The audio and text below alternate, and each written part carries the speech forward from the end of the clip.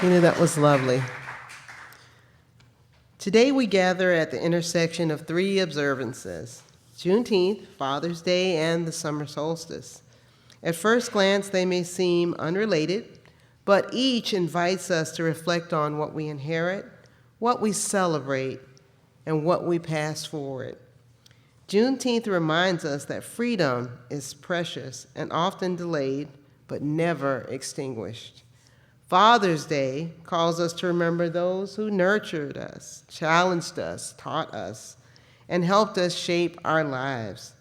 The summer solstice marks the longest day of the year, inviting us to celebrate light, abundance, and the turning of the seasons. Together, they ask us, how shall we live in the freedom we've received? What legacy will we leave? And how will we shine our light in the world?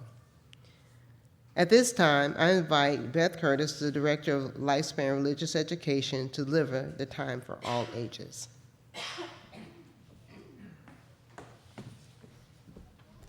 Good morning.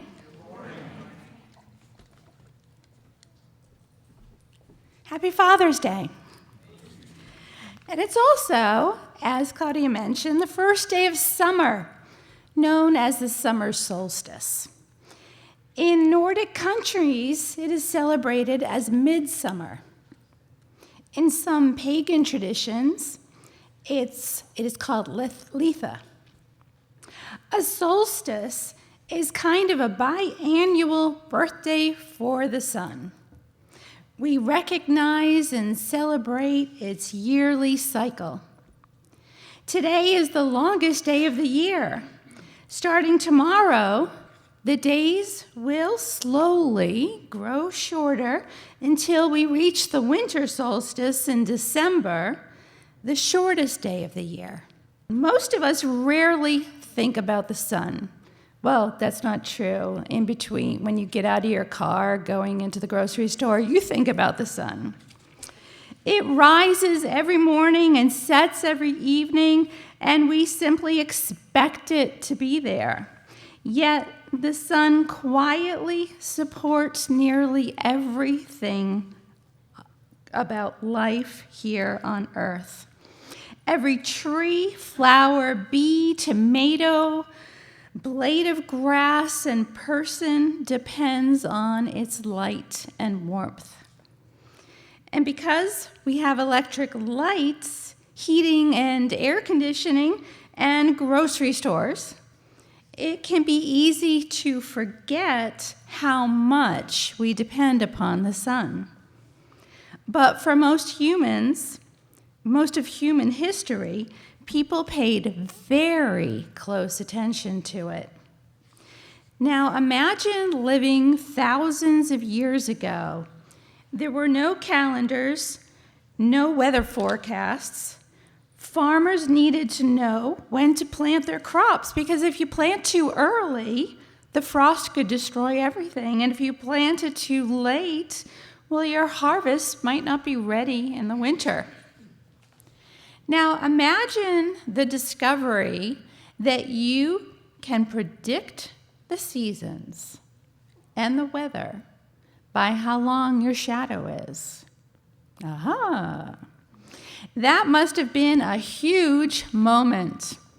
Your shadow is the shortest on the longest day of the summer, when the noon sun is highest, and your shadow is the longest on the shortest day of winter, when the noon sun is low in the sky.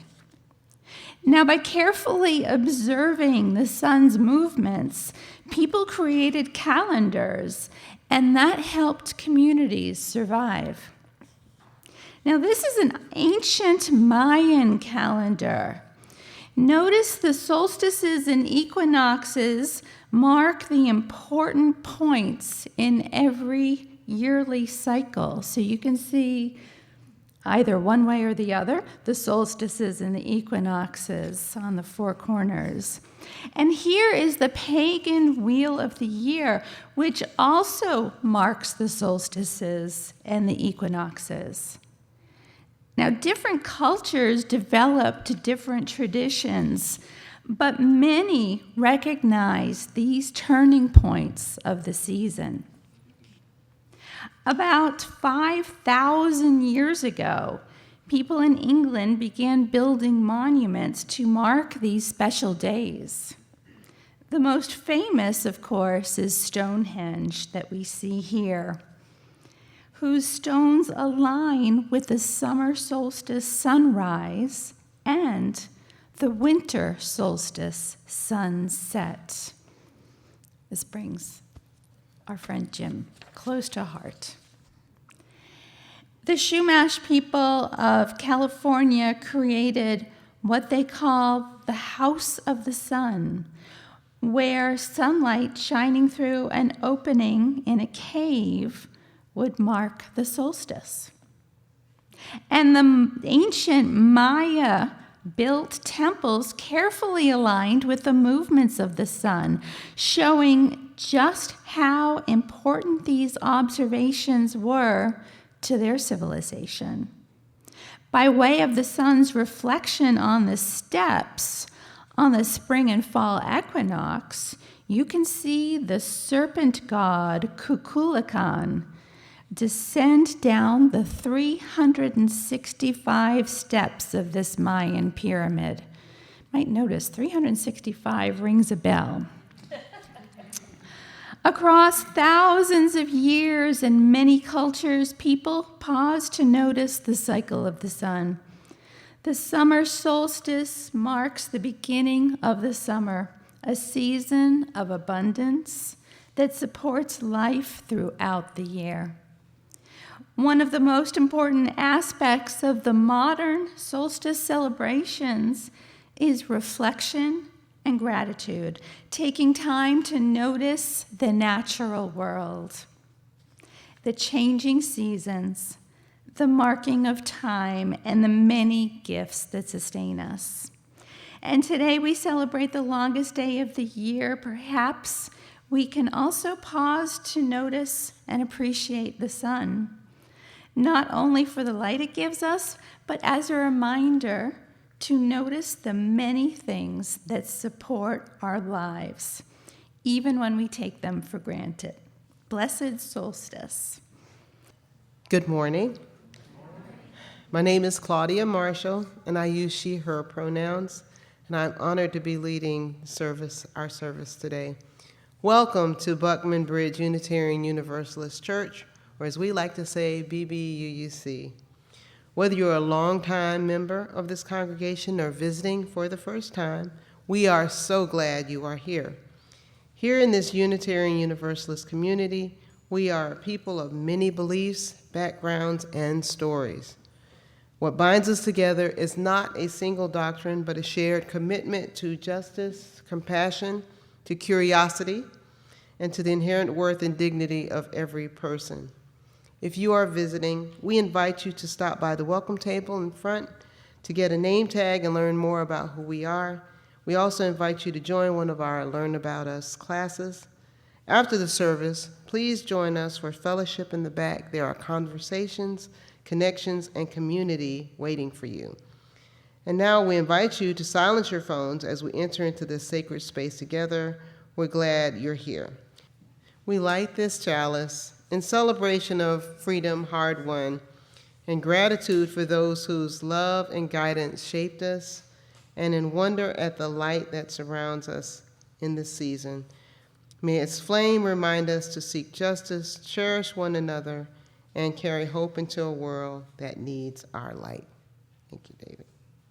If the singers will come forward, we're going to sing our opening hymn, number 349, in the great hymnal, and it'll also be on the screen. There we go. Okay.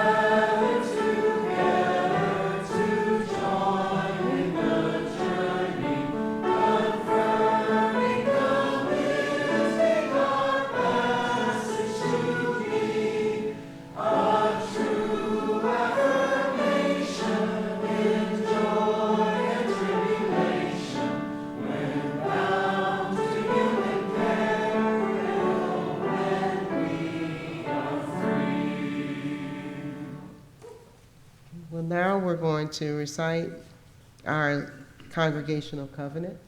We covenant to engage one another with honesty and kindness and respect, to value diversity, seek understanding of our differences, and practice gracious accountability with care, love, and empathy. We make these promises to those who are here and those yet to come, so that we may be a safe, welcoming, and beloved community of acceptance, learning, and transformation. Good morning, everyone. Like me, this song is a blend of the Scottish and the Irish. The poem was originally written by a Scot who was speaking to the vitality of the summer season and hopes to woo a young lass. The melody was then adapted by an Irishman, Francis McPeake, in the 1950s unto its modern version today, which is popular in both Scottish and Irish traditions. We hope you enjoy.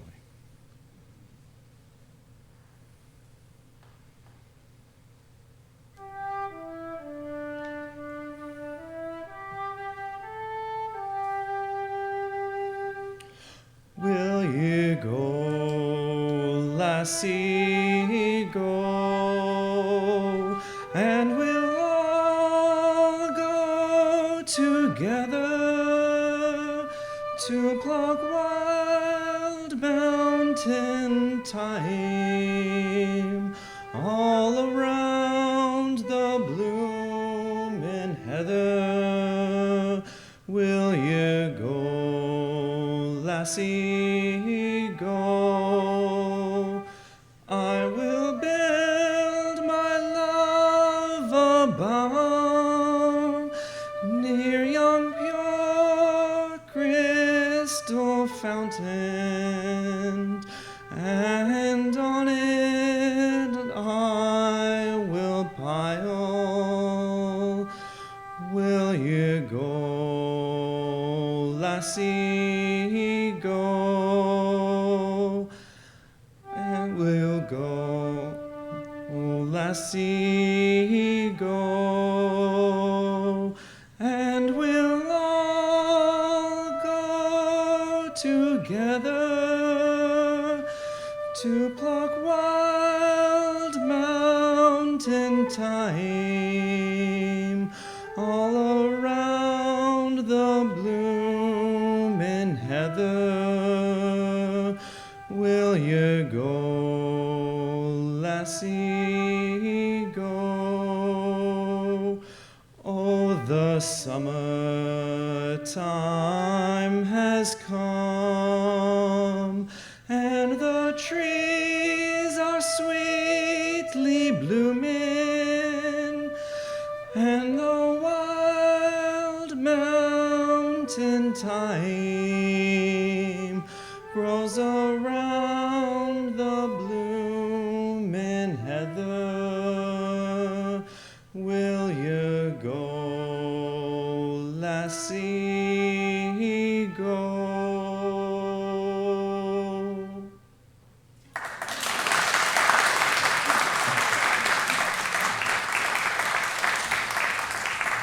It's wonderful. Thank you. At this time, we'll start our offering. Your financial gifts sustain the ministries and programs of Buckman Bridge Unitarian Universalist Church and support the work that we do in this community.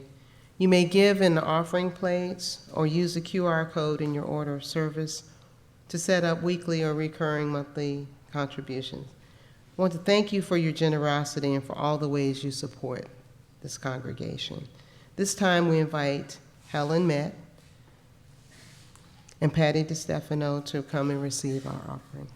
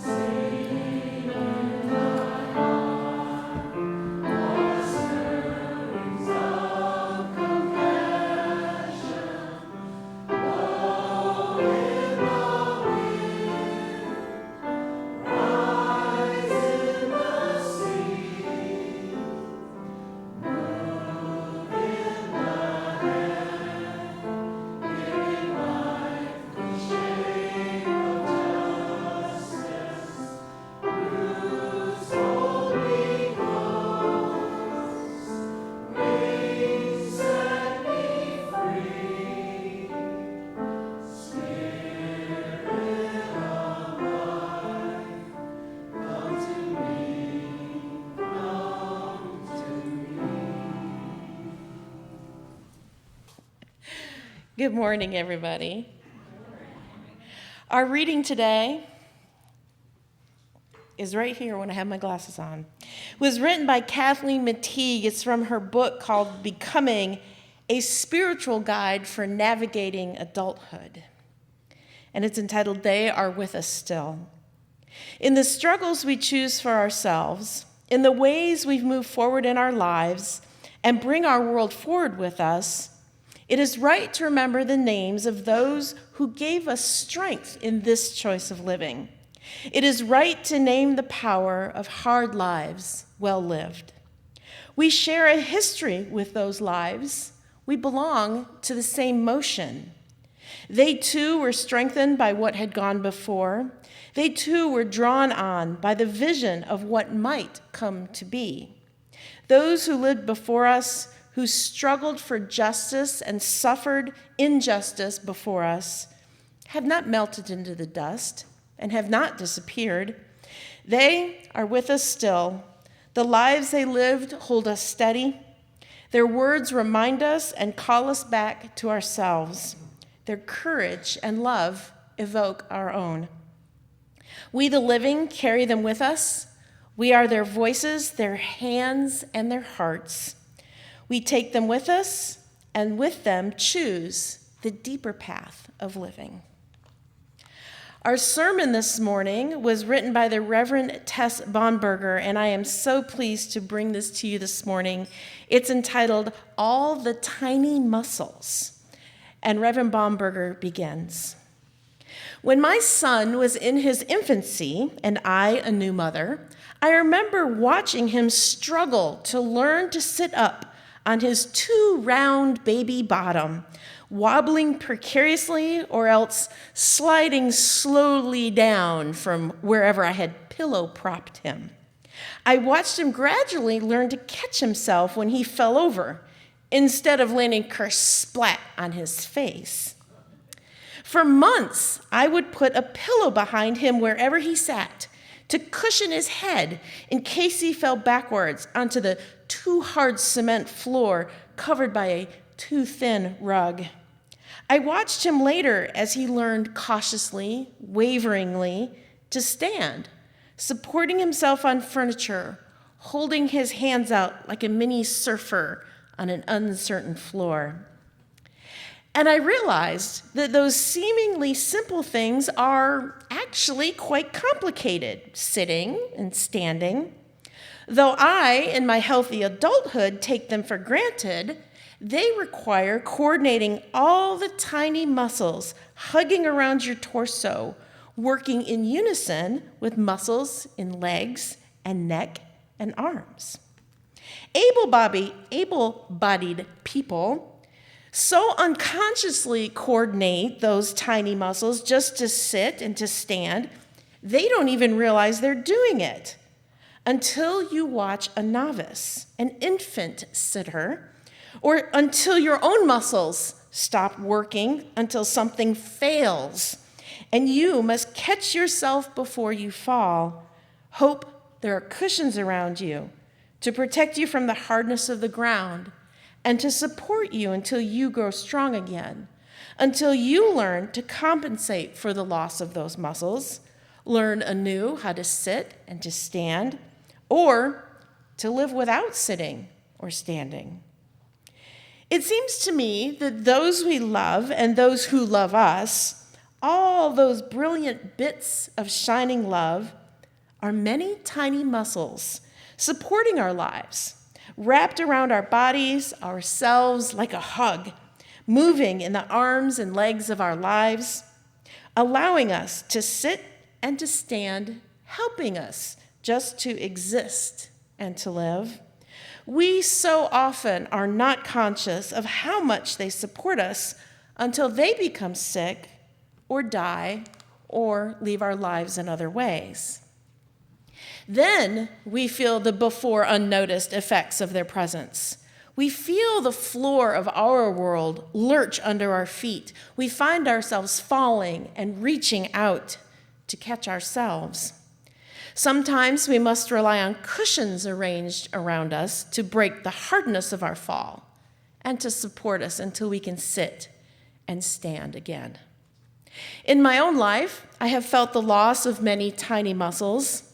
My wonderful, fun-loving grandmother, Evelyn Hamer-Lahr, who taught me to make rude noises under my armpit, and to burp, and to give my brothers snake bites when they teased me too much, who let me eat ice cream in the living room while watching Jerry Lewis movies, died when I was 11. My favorite uncle, Leonard, who called me his pumpkin seed, died suddenly when I was 8. But mostly I remember my father, whose love and humor buoyed me through a difficult childhood, and who died when I was 21. When someone dies or leaves our lives, there is, of course, that huge, unfettered grief, the now great gap canyoned in our lives. But for me, it was the little things that brought grief most strongly to the fore. Most poignant, I remember, was learning to refer to my dad in the past tense as someone who was but no longer is, who did but no longer does. That seems like such a little thing, but to me at the time, it seemed enormous. My dad died when I was in England for my junior year abroad. And when I came back to the farm where I grew up the next summer, I wrote this poem about all the small ways I felt his absence there. And she includes the poem in her sermon, For My Father. I woke up one bright morning and realized you had gone.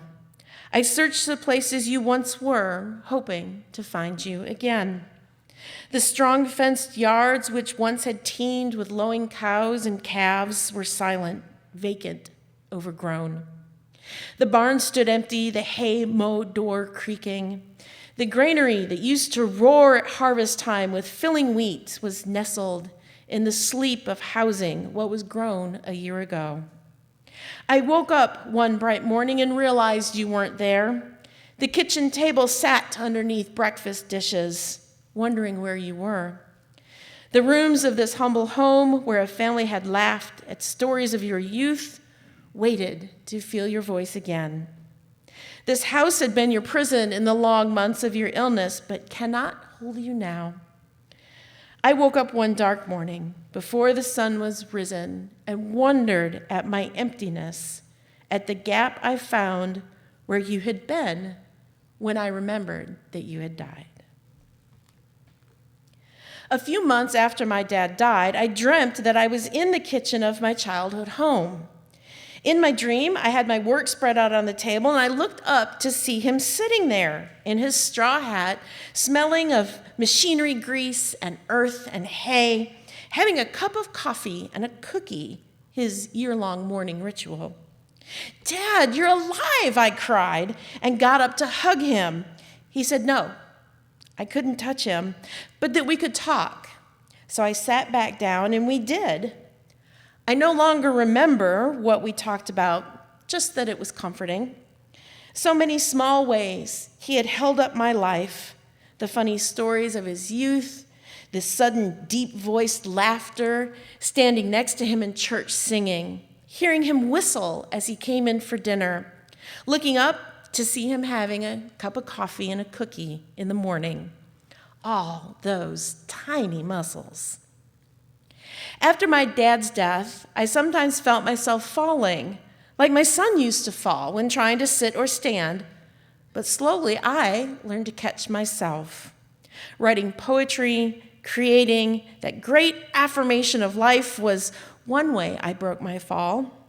Going through a divorce in my 30s taught me to face grief head on, yet also to give myself breaks, to take time to laugh and to dance, to treat myself to good food and bountiful sleep, seek the solace and company of friends and community, to live, all ways to catch myself.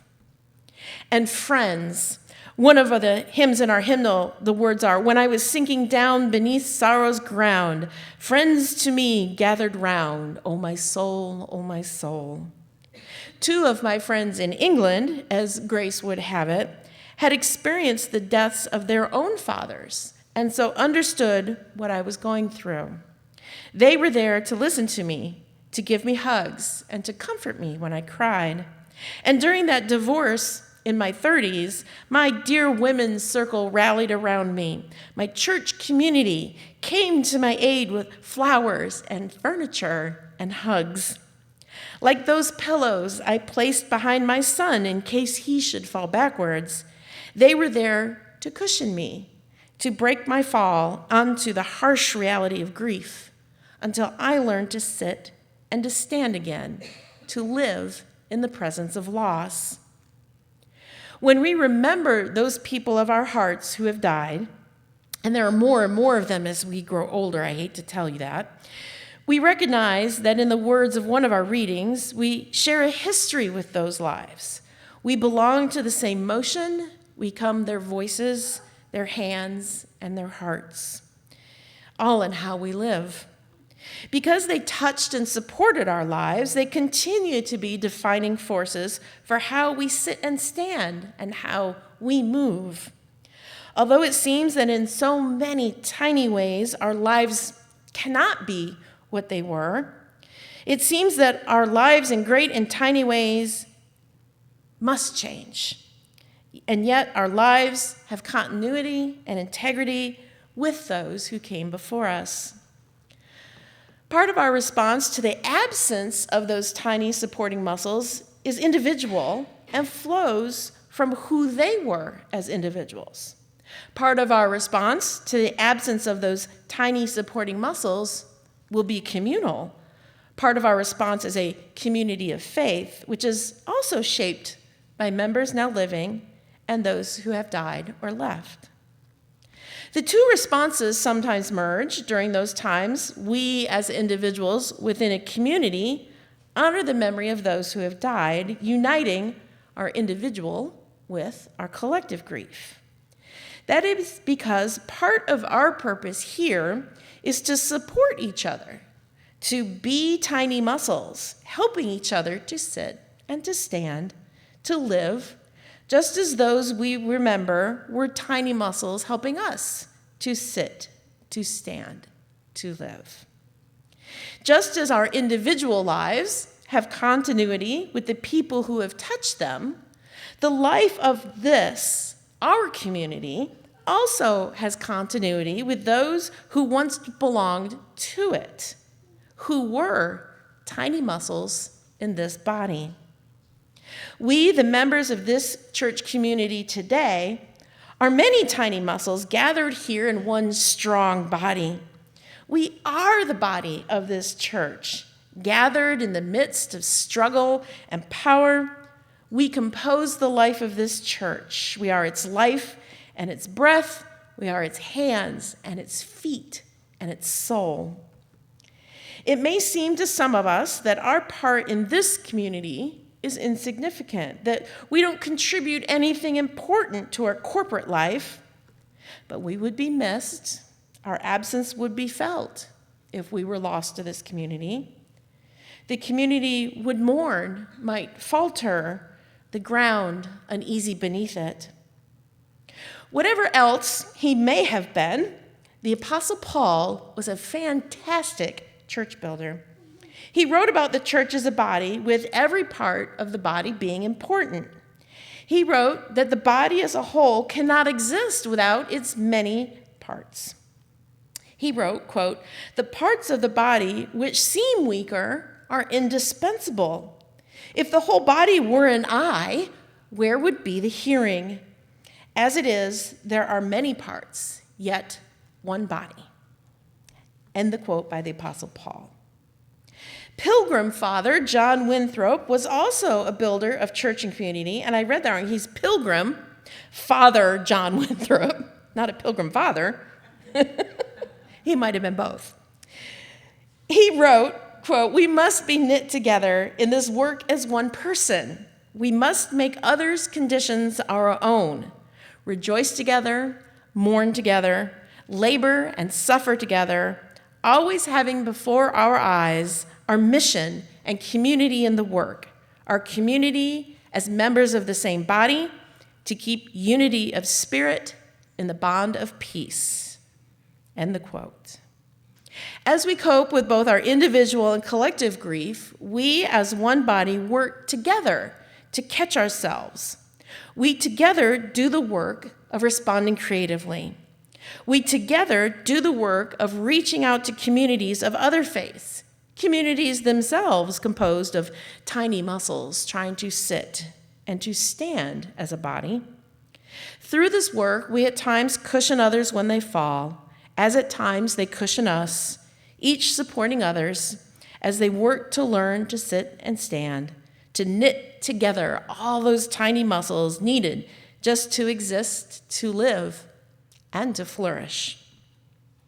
When my son started reaching and crawling, running and walking, I again realized how complicated those deceptively simple actions really are, how it takes a leap of faith to trust the ground we learn to walk on, how many tiny muscles we must coordinate in order to go forward in this life.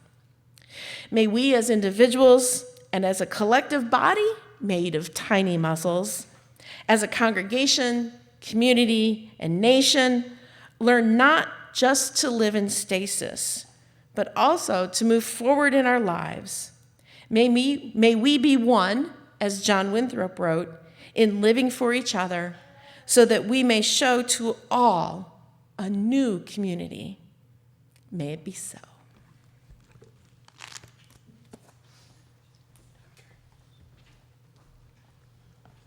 Thank you, Jennifer. That was a beautiful reflection. As the singers return, we will sing our closing hymn. It's on the screen also. It's closing number 18. I don't think we've sung it in a while, so do we need to, can you play it through one time for us?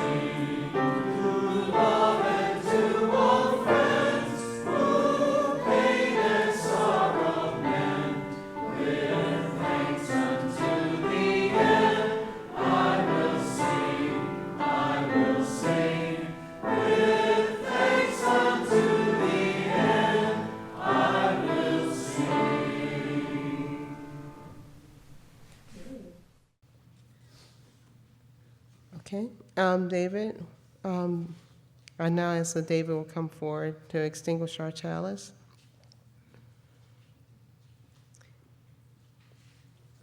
As you leave this place, may you carry freedom in your heart, gratitude for all those who shaped your path, and confidence in the light you have to offer.